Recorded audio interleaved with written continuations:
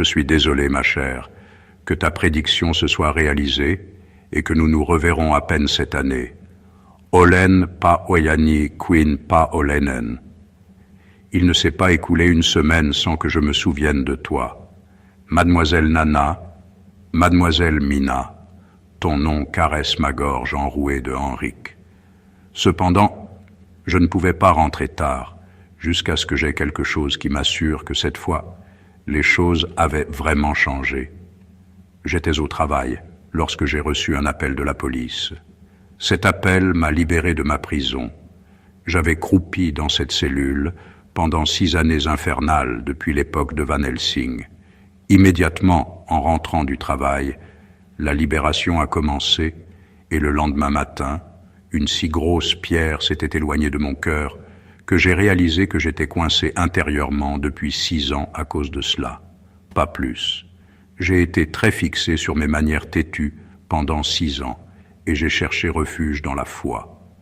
La foi en Christ, la foi en Sa Majesté, la reine de mon cœur, Christine. La foi dans les ancêtres à travers le samisme chamanique. La foi en la terre-mère à travers le recyclage des fous. Maintenant, je n'ai plus rien à voir plus avec cette affaire juridique de Henrique. Cela s'est passé le 26 novembre et je me suis précipité pour vous remercier pour le miracle de ce 26e jour. Mais je ne voulais pas dire une fois de plus que les choses vont mieux maintenant avant d'en être sûr. Cela fait maintenant 1 mois et je ressens et agis toujours différemment. Je vais aussi enfin publier mon histoire cette année de cette façon, avec un narrateur artificiellement intelligent. Et j'ai un travail que je peux apporter à votre village.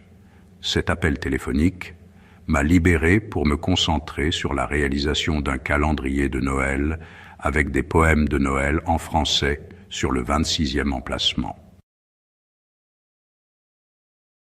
Sans plus tarder, rentrons dans le vif du sujet. PS. Et n'hésitez pas à m'appeler pour les photographies. Je resterai ton taureau aidant. Parce que, Mademoiselle Mina, ton nom magique caresse ma gorge enrouée de Henrique. Pour que vous puissiez entendre mon discours tardif, je pense qu'il devrait être servi avec des frites. Jota jaksaisi tedescu la myöhästyneen sanottavani, koen että se oli tarjoiltava ranskalaisten kera. Dans le tronc d'un platane se cache une cabane. Un petit écureuil est assis sur le seuil. Il mange des cerises, tricote une chemise, recrache les noyaux, se tricote un maillot, attaque les noisettes, fait des gants, des chaussettes.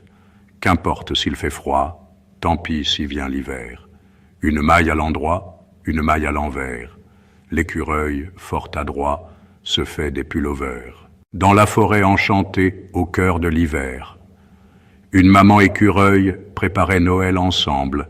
Elle marchait à travers la neige et le givre, cueillant des pommes de pin pour sa tribu nombreuse, pour ses 2 fils, ses plus chers petits. Elle les encourage à rêver toujours plus grand, car ces 2 jeunes écureuils cherchent dans les bites leur place dans l'espace, où ils vont s'étendre. Ils apprennent la science, la physique des astres, pour construire un vaisseau et partir à l'aventure. Ils veulent faire connaître leur nom de famille, au-delà des étoiles, avec leur courage immobile. Pendant ce temps, maman écureuil ne se repose pas. Elle récolte des pommes de pin pour faire une jolie chandelle, un décor magique pour cette nuit si spéciale où les rêves deviennent réalité et les espoirs éternels. Un jour, elle sait que ses fils vont décoller vers les cieux et cette mère, si fière, pourra voir leurs exploits. Avec amour et tendresse, elle continue de travailler pour leur offrir un Noël rempli de chaleur et de lumière, dans l'espace des bites, dans la nuit de Noël. Les 2 jeunes écureuils emporteront la clémence. La maman écureuil aura préparé son plus beau présent, et ensemble, ils feront briller leur nom dans toute la constellation. J'aimerais te faire encore beaucoup de lectures de poésie d'écureuil française, mon animal de force, à tout l'heure, pour je suis déjà au village. Salutations affectueuses de ton ours qui te lave. Le petit écureuil fait de la gymnastique sur un vieux chêne morne où foisonnent les gui. Les rayons du soleil, maintenant alanguis, ont laissé le ravin dans un jour fantastique. Le paysage est plein de stupeur extatique.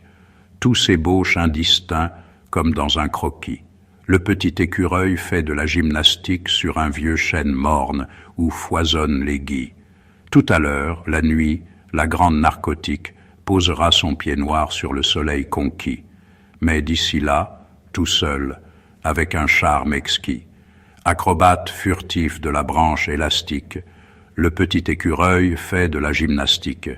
Maurice Rollinat, dans Les Brandes, 1867. Les yeux bleus. Tes yeux bleus comme deux bluets me suivaient dans l'herbe fanée, et près du lac au jonc fluet, où la brise désordonnée venait danser des menuets. Cher ange, tu diminuais les ombres de ma destinée, lorsque vers moi tu remuais tes yeux bleus. Mes spleens, tu les atténuais, et ma vie était moins damnée à cette époque fortunée où dans l'âme, à frissons muets, tendrement tu m'insinuais tes yeux bleus. Maurice Rollinat, Les Névroses, 1883. J'ai fait ces vers subtils, polis comme des bagues, pour immortaliser la gloire de tes seins, que mon houleux désir bat toujours de ces vagues, qu'ils y fleurissent donc éternellement sains, et que dans la roideur fière des pics de glace, ils narguent à jamais les siècles assassins. Sur ta chemise, enfant, mon œil baise la place qu'use le frottement de leurs boutons rosés, et voilà que déjà le vertige m'enlace. Si j'osais, tu souris, semblant me dire « Osez ». Mes seins voluptueux sont friands de vos lèvres, et de larmes d'amour veulent être arrosés. Et pour m'indemniser des nuits où tu m'ensèvres, tu ne les caches plus que sous tes noirs cheveux, drus comme les buissons que mordillent les chèvres. Ivresse, ils sont alors à moi tant que je veux, car mes doigts chatouilleurs ont des caresses lentes, s'entrecoupant d'arrêts et de frissons nerveux. Et quand vibrent sur vous mes lèvres harcelantes, libellules d'amour dont vous êtes les fleurs, votre incarnat rougit, pointes ensorcelantes, rubis des seins, vous en rehaussez les pâleurs et vous vous aiguisez jusqu'à piquer ma joue comme le bec lutin des oiselets siffleurs. Et tu frémis avec une adorable moue, tandis qu'au cliquetis de tes bracelets d'or, ta main dans ma crinière indomptable se joue. En vain la bise hurle au fond du corridor, tu souris de langueur sur le sofa d'ébène, devant l'âtre paisible où la flamme s'endort. Moi, je brûle affolé, je me contiens à peine. Et pourtant mon désir qui rampe à tes genoux sait que sa patience a toujours bonne aubaine. Mais tu laisses tomber ton provoquant burnous, et, modère nourri des paradis arabes, tu bondis toute nue en criant « Aimons-nous, oh !» comme nous râlons ces magiques syllabes dans la chair seconde où, pour mieux s'enlacer, nos jambes et nos bras sont des pinces de crabe. Ma convoitise enfin peut donc se harrasser. Pas un coin de ton corps où mes lèvres ne paissent. Tu me bois, je t'aspire. Et pour me délasser, j'admire tes beaux seins qui s'enflent et s'abaissent. Maurice Rollinat, Les Névroses, 1883. Titre, L'écureuil. Poète, Henri-Frédéric Amiel, 1821-1881. Recueil, Grain de mil, 1854. La lune au ciel brille, chute, dans la charmille, écureuil trotte sans bruit. Pouf, d'un fusil le feu lui. Demi-mort, dans l'ombre du feuillage sombre, chute, c'est blotti le mignon. Lune, éteins ton lumignon, et la lune terne, cachant sa lanterne, fuit sous un nuage noir. Sire chasseur, peux-tu voir? Lune, maman lune, j'ai réchappé d'une, dit Jeannot gagnant son nid. Merci lune, bonne nuit. Mon ami l'écureuil de Maurice Genevoix. L'aventure que je vais vous dire m'attendait un jour à ma porte. C'est la plus simple, la plus humble peut-être, mais aussi la plus belle, je crois, de toutes les aventures qui me sont arrivées dans ma vie. On était au début du printemps. Ce jour-là, comme d'habitude, j'avais poussé le portillon de mon jardin pour aller respirer l'air des pins. J'avais une compagne de promenade, la plus jeune de mes filles, qui devait, en ce temps-là, avoir 10 ans. Nous allions entre les arbres aux troncs rougeâtres sur lesquels jouait le soleil d'avril. Des coups de brise poussaient dans le ciel bleu des nuages très blancs et faisaient courir sur la Loire des risées d'un bleu d'ardoise. Sylvie, ma fille, trottinant, cueillait dans l'herbe les fleurs du printemps. J'étais seul quand la chose arriva. D'abord, dans les fougères sèches, un bruissement furtif et rapide. Je m'arrête net, songeant à une vipère. C'est la saison où elle se réveille et se montre tout de suite agressive. Non, j'ai beau regarder, pas de vipère. De nouveau les fougères tressaillent. Ah, je te vois, toi, mon gaillard. Il est peut-être à 2 ou 3 mètres, campé en chien sur son derrière, sa queue touffue dressée sur sa tête. C'est un écureuil de l'année, un petit garçon écureuil, espiègle, malin et gentil. Je lis tout cela dans ses prunelles, tandis qu'il me regarde, ou plutôt me dévisage, la tête levée, tournée de côté, son vif œil noir fixé sur moi. Qui cédera? Qui bougera le premier? C'est lui. Tranquillement, aimablement, il fait vers moi 2 petits sauts légers. Quand il touche presque mes brodequins, il se replante sur son séant, relève son museau rose et recommence à me dévisager. À mon tour, je fais un pas. Bien entendu, je suis maladroit, et ce que je craignais arrive. L'écureuil s'enfuit sous mes yeux. Je m'avance encore, et la petite bête, la queue étalée en panache, saute sur le tronc écailleux d'un vieux pin, et comme tous les écureuils du monde, disparaît au revers de ce tronc. Je me mis à tourner tout doucement, les pieds dans l'herbe, autour du vieux pin. Et l'écureuil tournait à mesure, cramponné des griffes à l'écorce, s'arrangeant pour toujours se maintenir du côté opposé au mien, mais en même temps hasardant de droite et de gauche des coups d'œil de plus en plus hardis, de plus en plus gais et malins. Très vite, c'était devenu un jeu, un charmant jeu de cache-cache où il était plus fort que moi. Il laissait ma main se promener sur l'écorce du pin, l'effleurer, le toucher par instants. Comment douter qu'il le fît exprès? Il aurait pu, en un clin d'œil, s'élever très haut dans l'arbre, me fausser définitivement compagnie. Mais non, si par hasard, dans la chaleur du jeu, il s'élevait jusqu'aux premières branches, aussitôt il redescendait, se maintenait à ma hauteur d'homme, à portée de ma main d'homme. Je le touchais de plus en plus souvent, du bout des doigts d'abord, puis de la paume. Qui de nous deux était le plus ému? Était-ce moi de le toucher ainsi, comme à mon gré, ou lui de se laisser toucher? Quand enfin j'appuyai ma paume, tendrement, il s'immobilisa sous elle, me laissa le saisir, soulever vers moi son petit corps. Peu à peu, il cessa de trembler dans ma main. Il s'était rassuré lui-même, peut-être mystérieusement averti par un courant d'ondes secrètes qui passait de mon corps dans le sien. Qui peut savoir de telles choses? Tout à coup, en signal d'armistice, en témoignage de confiante amitié, il a soulevé sa queue en panache, l'a déployée largement sur sa tête, aussi paisible dans ma main qu'il l'avait été tout à l'heure parmi les fougères des bois. L'écureuil maintenant nous parlait. Je veux dire que par intervalles, il poussait une sorte de grognement, guttural et léger. C'était comme un salut à notre adresse, accompagné d'un coup d'œil amical, la tête tournée sur le côté, un peu penchée pour mieux nous regarder d'un œil. Il y avait, au pied du vieux pin, un tapis de mousse ensoleillé qui paraissait nous inviter. Nous nous assîmes, je tenais toujours l'écureuil. Une fois assis, je le lâchais, un peu anxieux de ce qu'il allait faire. Pourquoi ne pas l'avouer? Je m'attendais encore à le voir s'éloigner, sauter dans l'herbe ou dans un pin voisin, mais au contraire, il demeura, trottinant devant nous en pleine lumière, soulevant son poil ardent qui semblait s'embraser au soleil. Loin de s'achever, l'aventure commençait. Ma fille s'était assise sur son manteau.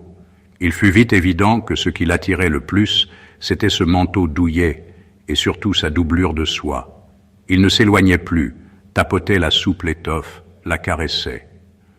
En vérité, nous ne comptions plus guère pour lui.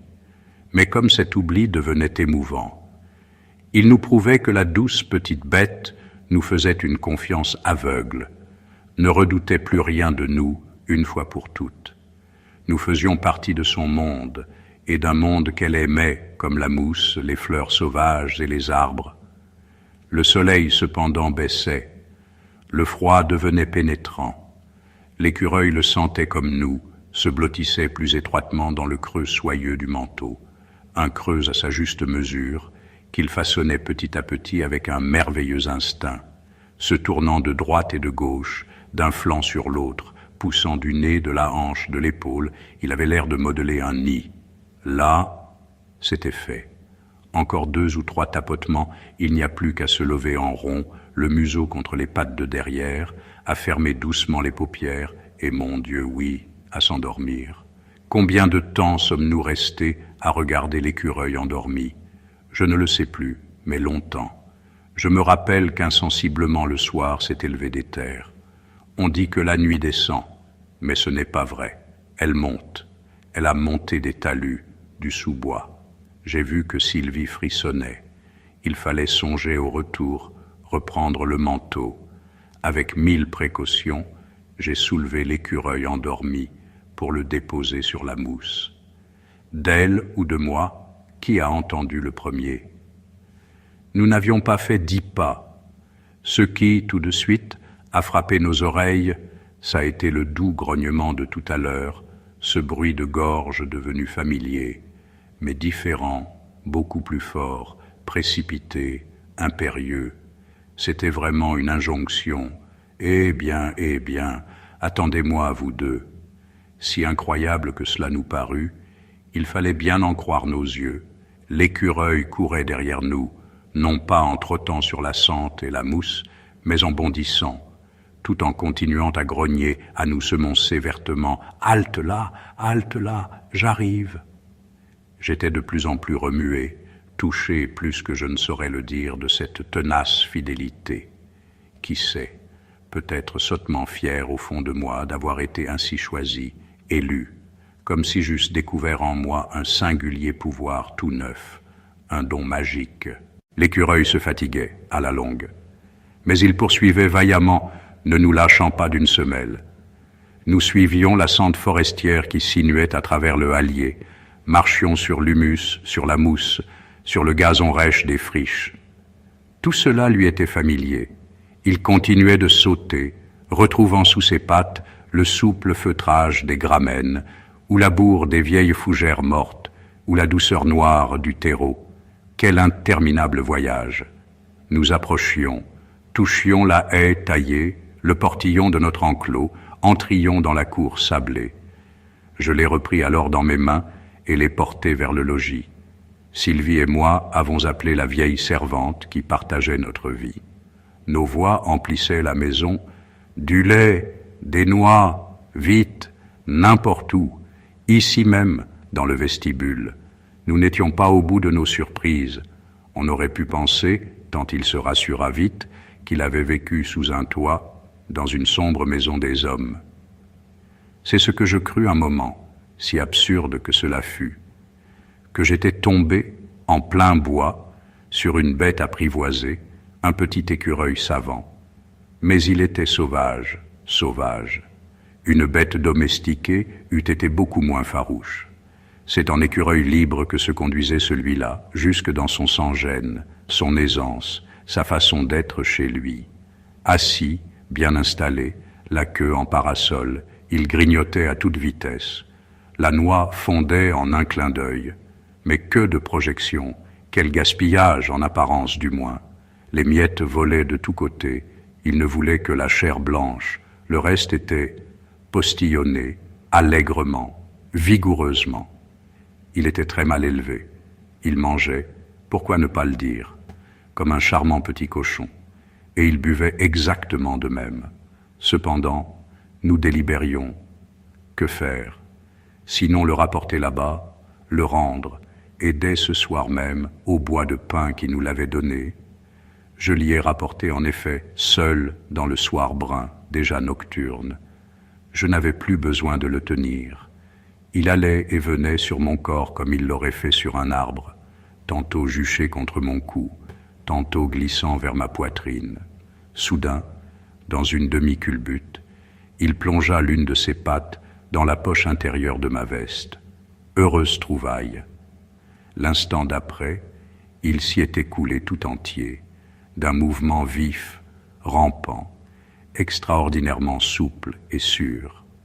Il fut tout de suite au fond de la poche, s'y agita quelques secondes encore. C'était clair, il bataillait contre des objets encombrants, mon stylographe, mes lunettes. Il préparait son nid, exactement comme au creux du manteau. Enfin, vainqueur, il se leva, se mit en boule et instantanément s'endormit. Lorsque nous atteignîmes les pins, je dus l'éveiller, non sans peine. Il me fallut fouiller ma poche, le repêcher au fond, tout amolli et chaud de sommeil. Il se secoua, aussi vite présent et alerte qu'il avait perdu conscience. « Eh bien, tu vois, nous sommes arrivés. » Il le savait aussi bien que moi. Sans plus rien dire, je m'appuyai à un tronc vigoureux, sans doute celui de l'arbre même au pied duquel nous avions joué. Je posai l'écureuil contre l'écorce rugueuse. Je ne le voyais presque plus. L'ayant lâché, il s'y agrippa. Et j'attendis, assuré désormais d'être aussi patient qu'il faudrait, autant qu'un animal des bois, autant que lui. C'est là sans doute, dans la solitude et la transparence de la nuit, que l'aventure prit pour moi tout son sens. Je ne mesurais plus le temps. Je sentais seulement que l'écureuil trottait dans l'ombre, tantôt sur l'arbre, tantôt sur moi, nous confondant vraiment l'un l'autre, nous unissant ensemble à la pureté du bois, de la lande, à la lueur des premières étoiles, au silence. Je me suis détaché du vieux pin très doucement. Je me suis éloigné sans fuir, m'enfonçant insensiblement, enfin disparaissant dans l'ombre, avec le sentiment que pour lui rien n'était changé. Car pour moi, je l'ai su depuis, beaucoup de choses devaient l'être à partir de cette journée-là. L'histoire est vraie. J'ai essayé de vous la dire telle qu'elle est réellement arrivée. C'est ainsi qu'elle est la plus belle. Le lendemain, sans le dire à personne, je suis revenu sous les pins. J'avais empli mes poches de noix. Je me plaisais à imaginer que j'allais revoir l'écureuil, qu'il reviendrait à mon appel ce jour-là et les jours suivants, et qu'ainsi j'aurais dans les bois un petit ami sauvage, familier et fidèle, que je retrouverais à mon gré, avec lequel je partagerais des noix, mais aussi de très beaux secrets. J'ai scruté avidement les branches. J'ai appelé longtemps en imitant à fond de gorge. J'étais tout seul, je n'avais pas peur de paraître ridicule. Le doux grognement que je n'avais pas oublié. Mais les branches n'ont pas frémi. Nul écho ne m'a répondu. Tout ce qu'il avait à me dire, l'écureuil me l'avait déjà dit. Maurice Genevoix, 1890-1980. Extrait de Les routes de l'aventure. Poème de licorne langoureusement sensuel. J'aime que ta langue douce, au sortir de ta bouche, amoureusement glisse le long de mon sexe lisse, et que tes lèvres humides, sur ma tête dressée, s'entr'ouvrent comme un calice, sur ma peau embuée, de mouvements lascifs en caresses secrètes. C'est mon sexe qui durcit, et c'est moi qui fléchis, et je ne sais plus de tes lèvres, de ta langue ou tes doigts caressants. Le où, le comment de ma fièvre, de mes cris, de mes gémissements, offert comme une femme, à toi comme un amant, car je sais que tu prends le plaisir que tu me donnes, mon amour, mon âme, puise encore dans mon corps la source de ta flamme. Caresse musicale, laisse-moi égrener sur ta peau quelques notes. Je me sens enjoué, viens là que je te porte, comme ma douce guitare colle-toi à mon âme. Que mes doigts sur ton corps t'enchantent et me calment.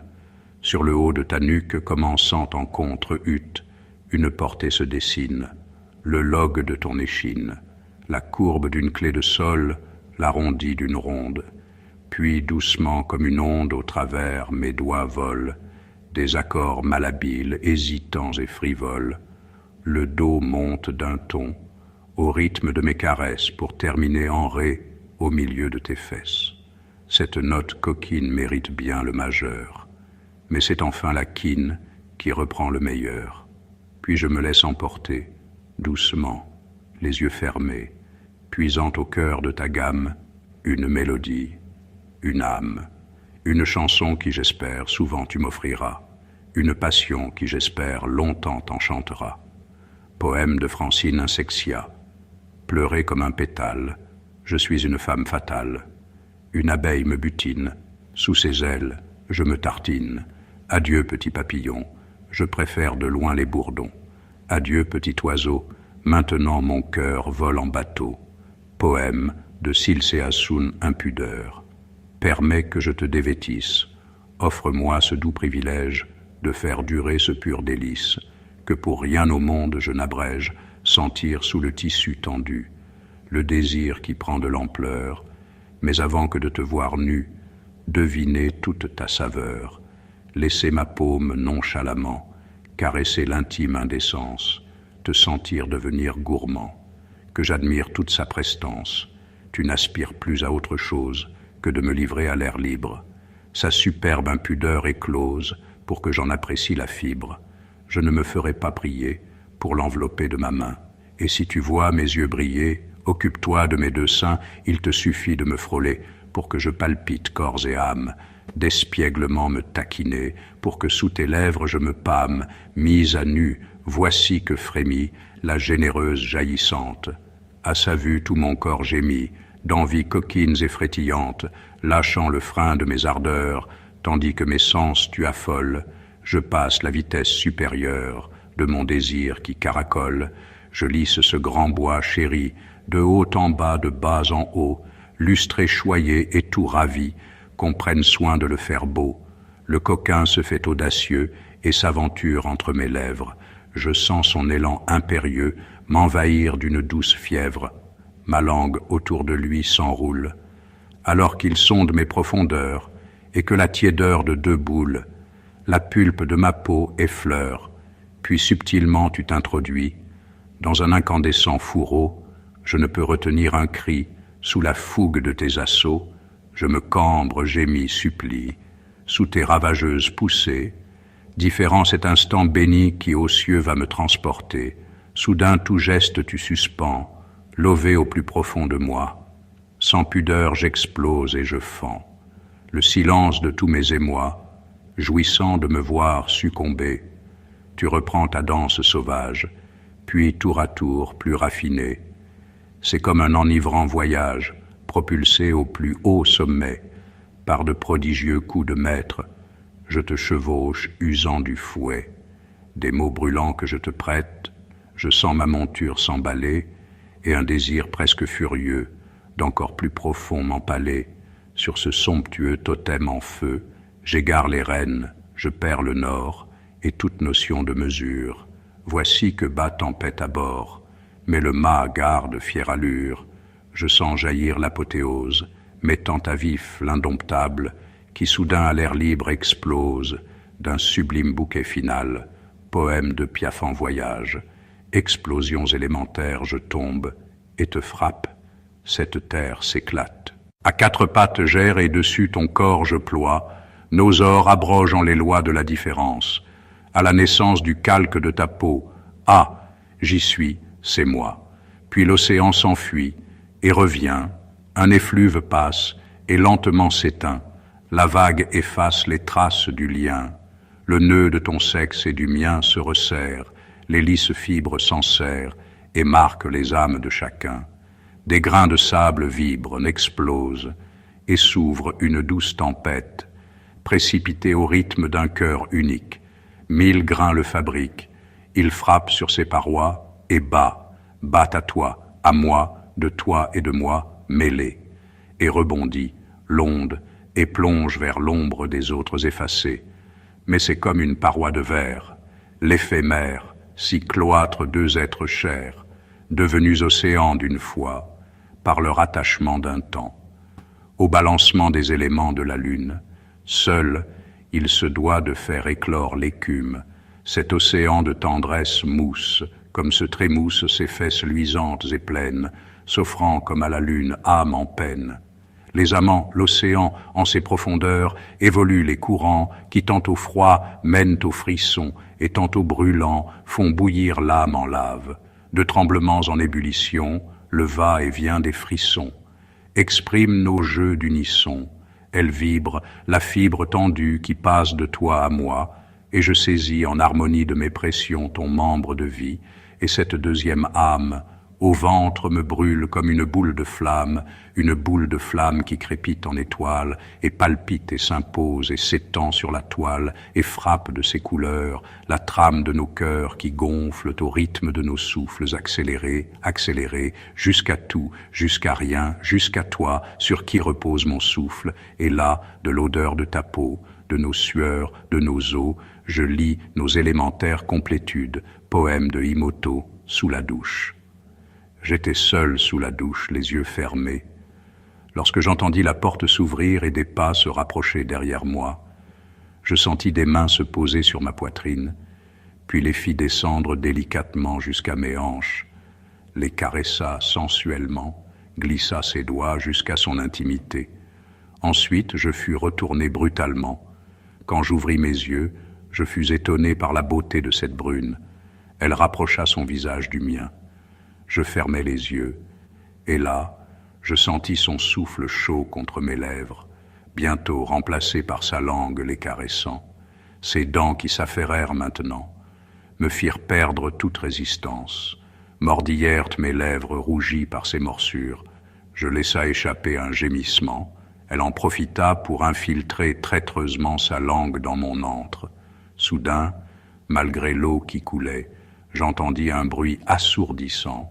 Lorsque j'ouvris mes yeux, je me rendis compte que j'étais toujours seul sous ma douche.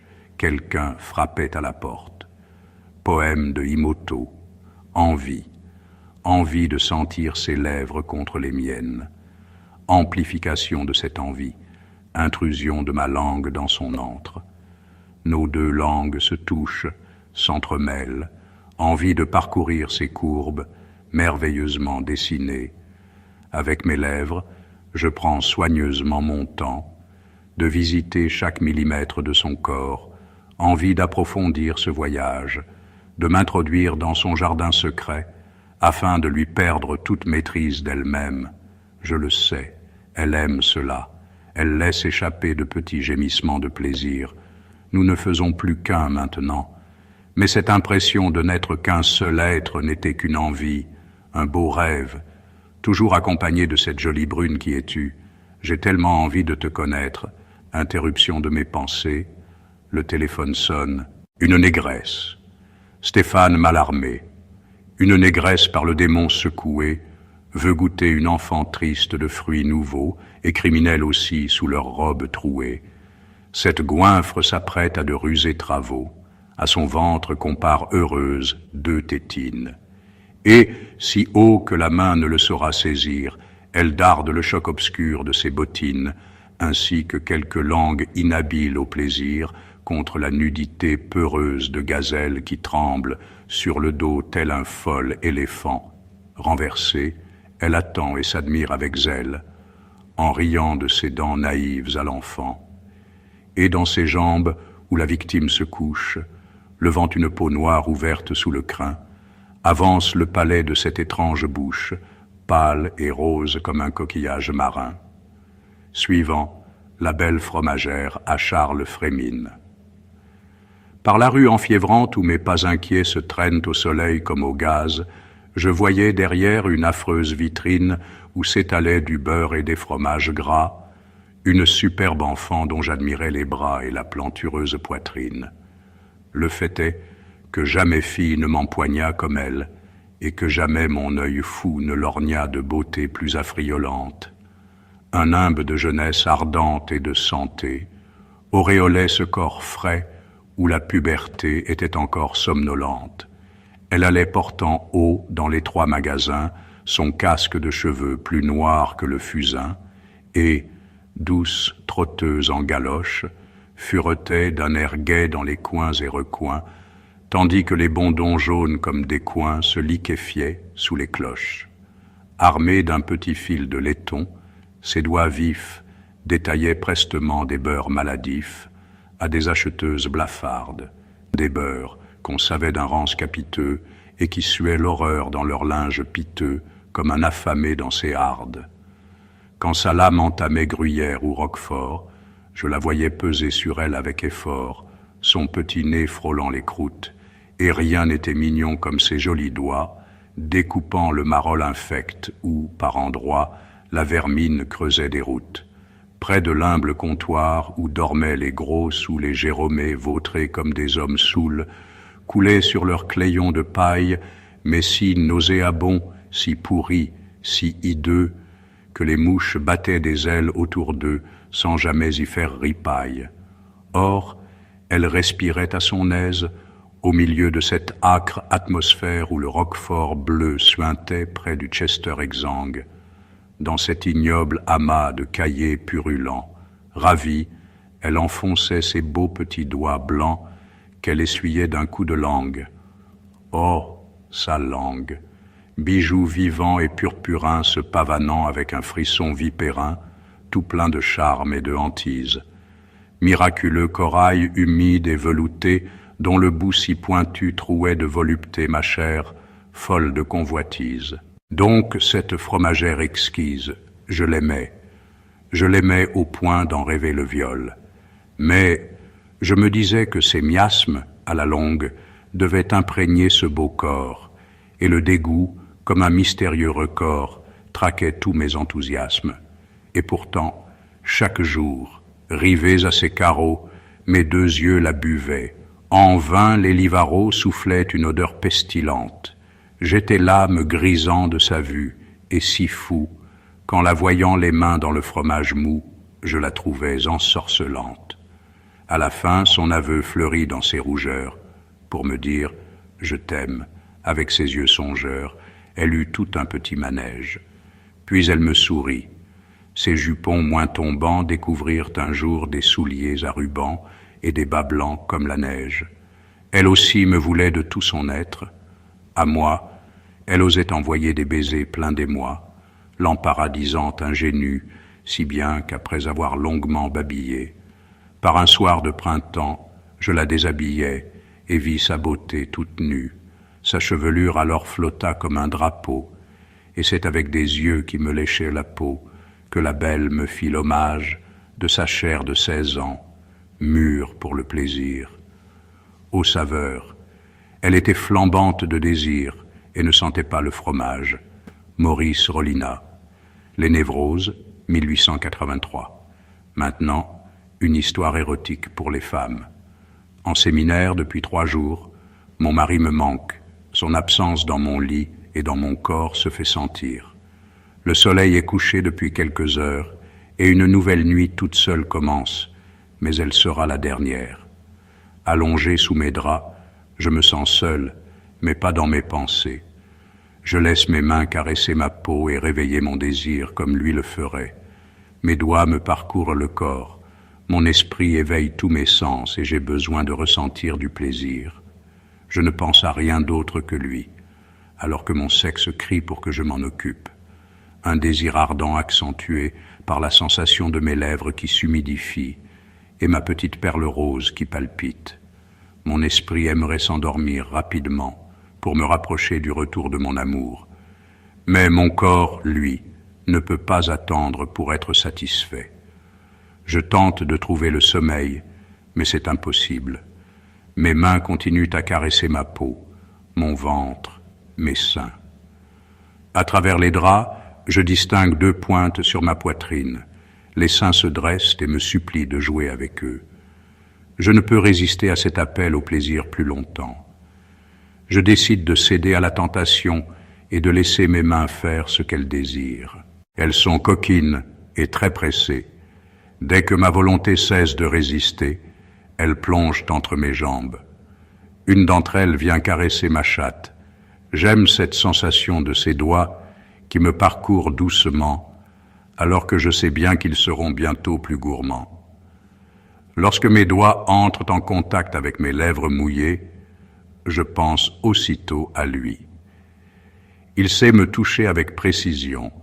Ses caresses me font brûler de plaisir.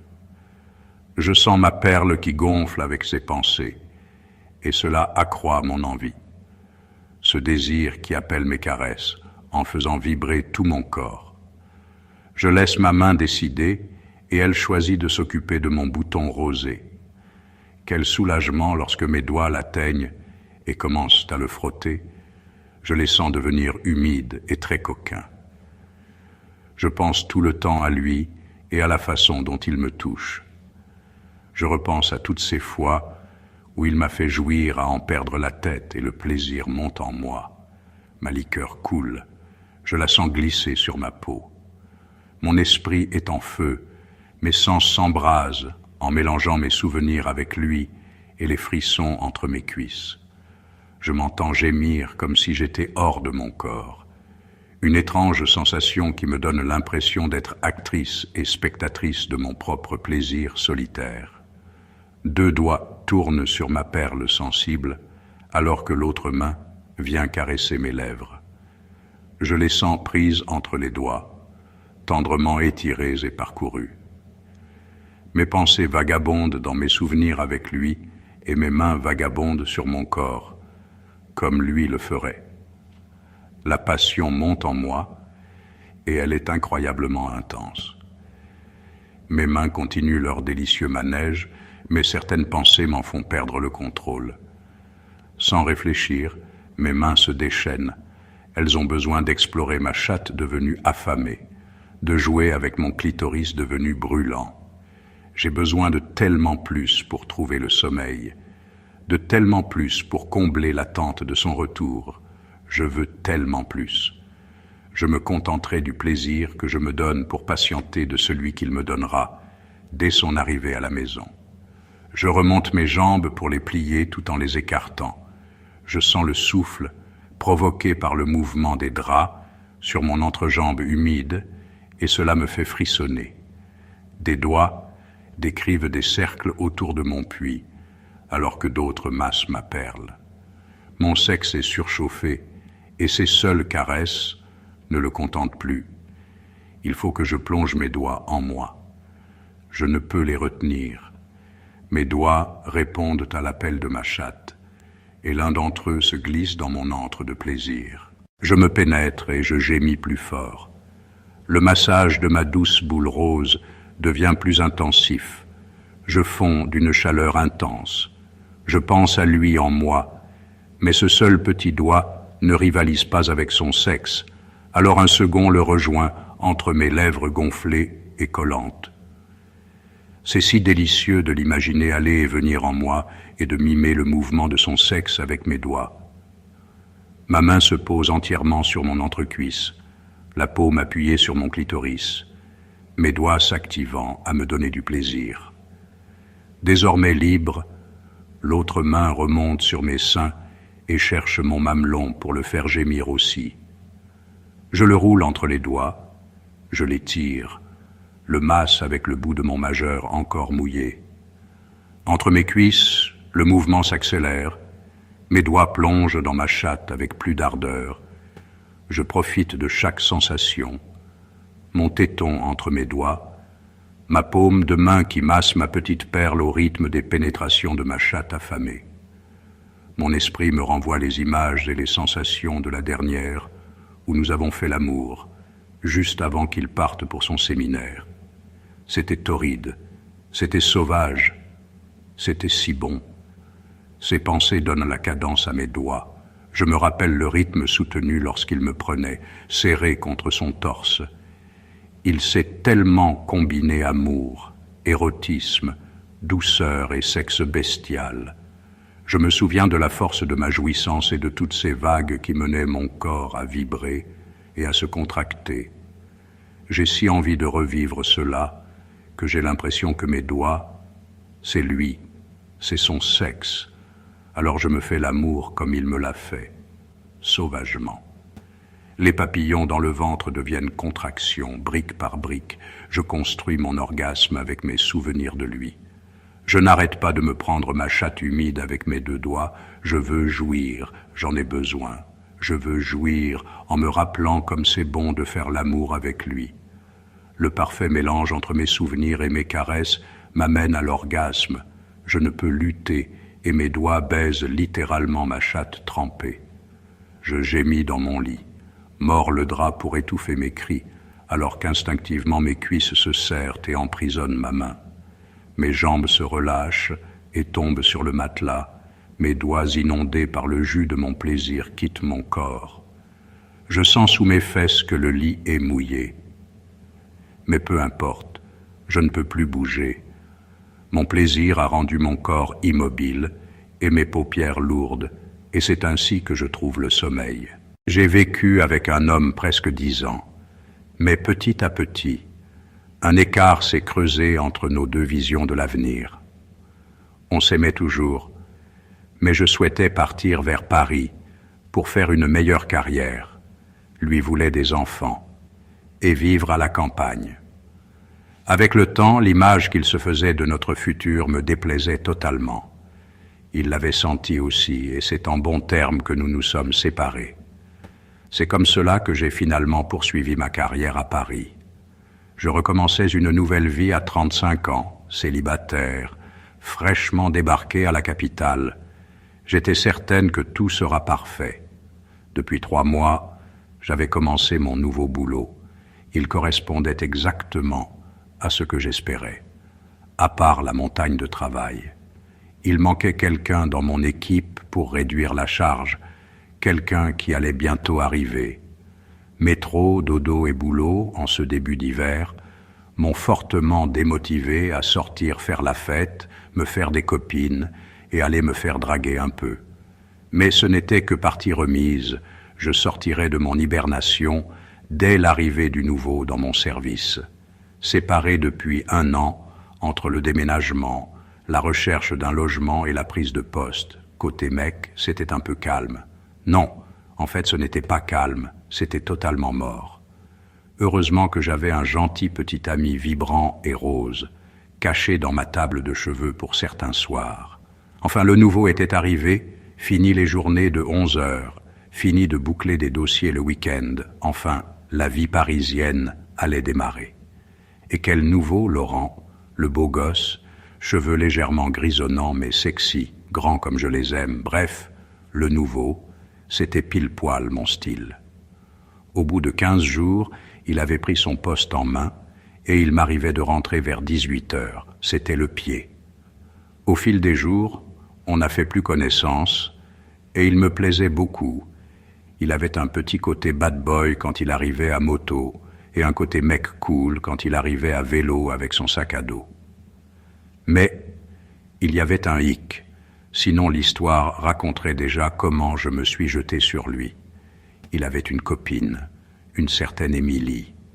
Déjà, il n'était pas marié. Cela réduisait un peu ma culpabilité, d'autant plus qu'ils étaient ensemble depuis moins d'1 an. Il n'en fallut pas plus pour que je jette aux oubliettes toute culpabilité à lui faire du rentre-dedans. J'ai commencé à m'habiller plus sexy au travail et à trouver des excuses pour prendre des pauses suggestives. Pour son premier mois dans mon service, je lui ai suggéré de m'inviter à fêter cela autour d'un verre un vendredi après le travail. Nous sommes allés dans un bar cosy et nous nous sommes assis sur une banquette, éloignés des regards. Après quelques mojitos, j'étais détendu et prêt à sortir mes griffes pour le séduire.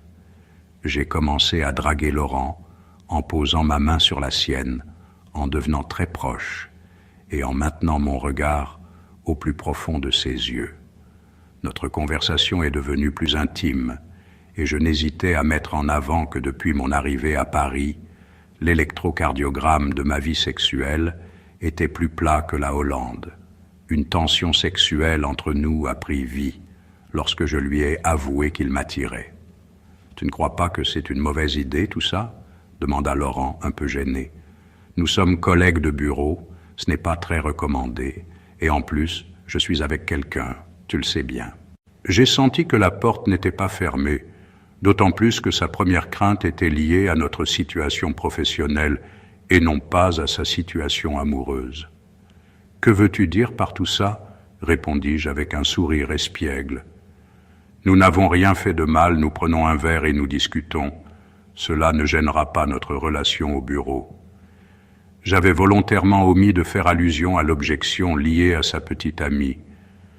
Je me suis reculé dans la banquette en le fixant dans les yeux, puis je me suis approché de lui pour continuer doucement à le taquiner. « Mais s'il se passait quelque chose, dis-je, posant ma main sur sa cuisse et en m'approchant de lui, moi, jusqu'à ce que nos lèvres se rencontrent dans un baiser furtif. « Tu penses vraiment, Laurent, que notre production au bureau serait altérée ? » ?»« Je ne sais pas. Cela ne m'est jamais arrivé. Mais ce serait mal vis-à-vis d'Émilie, dit Laurent. Nous étions en train de nous dévorer des yeux. Je pouvais lire dans les siens le déchirement entre une envie irrésistible et le doute. Ma main posée sur sa cuisse commença à remonter et à le caresser.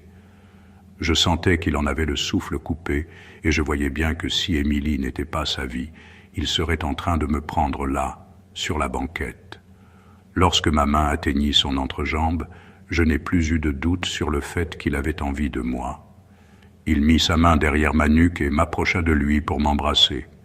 Yes, c'était presque gagné. Il venait de prendre une initiative. Mais ce baiser érotique a pris fin lorsqu'il a dit qu'il valait mieux arrêter et qu'il devait rentrer rejoindre Émilie. Je l'ai regardé avec un air un peu déçu, mais sans insister, car je sentais que je l'avais suffisamment troublé pour la soirée et qu'il allait beaucoup penser à moi quand il serait avec sa copine. Nous sommes sortis et devant l'entrée de métro qui devait nous séparer, je lui ai fait un bisou sur la joue en lui glissant à l'oreille. Laurent, rien que ces baisers dans le bar m'ont fait vibrer dans ma petite culotte. Dans mon lit ce soir, je penserai à toi. Laurent est devenu tout rouge, mais dans ses yeux était allumée une lueur de fierté et d'envie. Je jubilais sachant qu'il serait torturé par ce désir pour moi tout le week-end. Reprise de la semaine lundi, me voilà.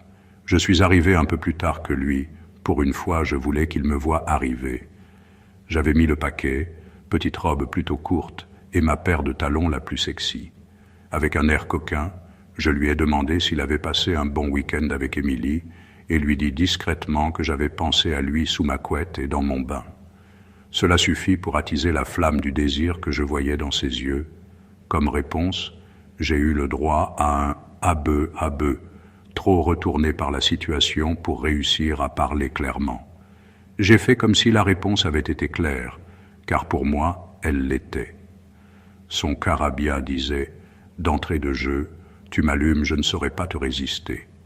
Nous avons déjeuné avec toute l'équipe et à part le fixer du regard régulièrement, j'ai été très sage avec lui. Mais lorsqu'il commença à planifier, avec Martin et David, une soirée entre mecs vendredi car Émilie partait en province dans sa famille, je me suis dit que j'allais avoir l'occasion parfaite pour le tenter encore plus.